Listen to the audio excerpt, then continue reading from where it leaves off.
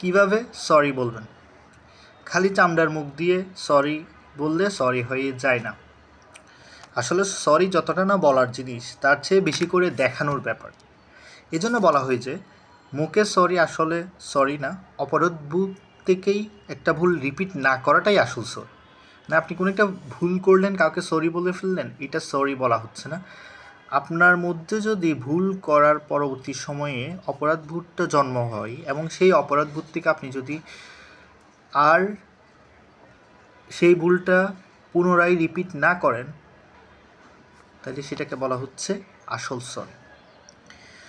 Sorry বলতে অনেকে লজ্জা পান, কিন্তু আসল সত্য হলো নিজের ইগোটাকে সাইডে রেখে যারা সরি বলতে পারে তারাই অতীতকে পেছনে ফেলে সামনে এগোতে পারে। এখন কিছু ব্যাপার সরি বলার সময় একটু ঠিক রাখা দরকার। সরি বললে সরাসরি বলেন, অর্থাৎ আপনি কারোর কাছে সরি বলতে যাবেন, আপনি সরাসরি বললেন। ফোনের মাধ্যমে সরি বলাটা খুব একটা গ্রহণযোগ্য না। যদি আপনার পক্ষে সামনাসামনি দেখা করাটা খুব বেশি টাফ হয়ে না যায়, তাহলে আপনি সামনাসামনি গিয়ে সরি বলেন। আর যদি এমন হয় যে তার সাথে আপনার অনেক দূরত্ব, সরাসরি গিয়ে সরি বলাটা টাফ হয়ে যাবে, তাহলে আপনি ফোনের মাধ্যমে বলতে পারেন। বাট বলা হচ্ছে এখানে ফোনের মাধ্যমে সরি বলাটা খুব একটা গ্রহণযোগ্য উপায় না। দ্বিতীয়ত, কেন দুঃখ প্রকাশ করছেন সেই কারণটা জ্ঞাপন করলে খুবই ভালো হয়। নিচের কোনটা ভালো সেটা আপনারা পড়লেই বুঝতে পারবেন। এখানে দুইটা অপশন দিয়ে বলা হচ্ছে। আমি সরি, খুবই সিম্পল, একটা লাইনেই বলে ফেলতেছে আমি সরি, দুইটা শব্দ দিয়ে। আর সেকেন্ড অপশনে বলতেছে আমার না জানিয়ে বইটা নেওয়া উচিত হয়নি, বইটা হঠাৎ না বলে নিয়ে গিয়ে তোমাকে চিন্তায় ফেলে দিতে আমি চাইনি, আমার ভুল হয়ে গিয়েছে, আমি সরি। সামনে থেকে আমার দরকার পড়লে জিজ্ঞাসা না করে কখনোই নেব না।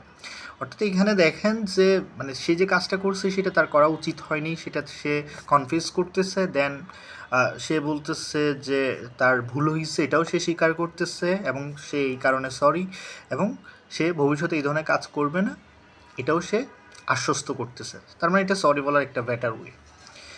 3 নম্বর বলতেছে আসলেই অপরাধবোধ থাকলে সরি বলবেন। অপরাধবোধ ছাড়া সরি বললে কিন্তু মানুষ ব্যাপারটা আন্দাজ করতে পারে, সেটা আপনি যতই সুন্দর করে বলেন না কেন। অর্থাৎ আপনি ভুল করছেন, আপনি সরি বলার সময় আপনার মধ্যে একটা গিল্টি ফিলিংসটা রাখবেন। তো এইখানে আপনি যদি সরি বলার সময়ও হাসাহাসি করেন বা ঠাট্টা মস্কারি করেন, তাহলে সরির ওয়েটটা খুব বেশি ইম্প্যাক্টফুল হয় না। 4 নম্বর যেটা বলা হচ্ছে, অন্যের ভুলের বোঝা নিজের উপর নিয়ে ক্ষমা চেয়ে নিজেকে ছোটো করবেন না। মানে কেউ একজন ভুল করছে, সেই দায়ভার আপনি কেন নেবেন? ঠিক আছে, সো এটার জন্য আপনি দায়ভার নেবেন না এবং আপনার এই কারণে সরি বলার কোনো প্রয়োজন নেই। সো এখানে 4টা কারণ বলতেছে। Thank you.